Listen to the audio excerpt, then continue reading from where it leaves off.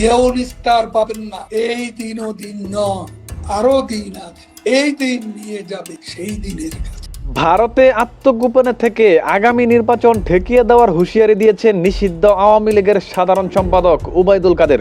তিনি বলেন, আওয়ামী লীগ ছাড়া নির্বাচন হলে তা প্রতিহত করা হবে। আওয়ামী লীগ ছাড়া কোনোভাবেই নির্বাচন গ্রহণযোগ্য হতে পারে না। 1 বছরেরও বেশি সময় ধরে আত্মগোপনে থেকে হঠাৎ মধ্যরাতে এমন বার্তা দিয়েছেন এক সময়কার দাপটে নেতা ওবায়দুল কাদের। এমন পরিস্থিতিতে প্রশ্ন উঠেছে, নির্বাচনকে সামনে রেখে দাঙ্গা হাঙ্গামা তৈরি করে দেশকে অস্থিতিশীল করতে চায় কি Awami League? Long march to Jamuna আমাদের নেত্রী যখন ডাক দেবে, সর্বশেষ চূড়ান্ত পর্যায়ে দেশের চলমান রাজনৈতিক অস্থিরতা নিয়ে কথা বলতে একটি অনলাইন টকশোতে অংশ নিয়েছিল আওয়ামী লীগের এই প্রভাবশালী নেতা। তিনি অভিযোগ তোলেন, সংস্কারের আড়ালে কয়েকটি ফেসিবাদী রাজনৈতিক দল এক হয়ে লুটপাটের পাশাপাশি জাতিকে বিভ্রান্তি করছে। তারা বিচারের নামে একটি ক্যাঙ্গারু কোর্ট বসিয়ে প্রহসন শুরু করেছে, যা কখনোই দেশের জনগণ কোনোভাবেই মেনে নেবে না, এবং এই সব কিছুই আমরা প্রতিহত করব।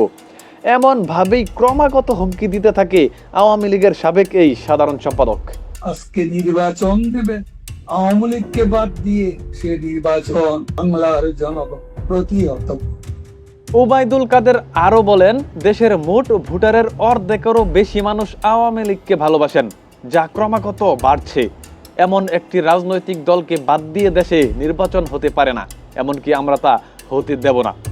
5ই আগস্ট আওয়ামী লীগ সরকারের পতন হওয়ার পর এই প্রথম প্রকাশ্যে এসে ভিডিও বার্তা দিলেন আওয়ামী লীগের প্রভাবশালী এই নেতা, জানিয়ে শুরু হয়েছে আলোচনা সমালোচনা। শেখ হাসিনার কর্মসূচিকে বাধা দেবে, তাদের নাম ঠিকানা আমরা ধরে রাখছি, কেউ নিস্তার পাবেন না।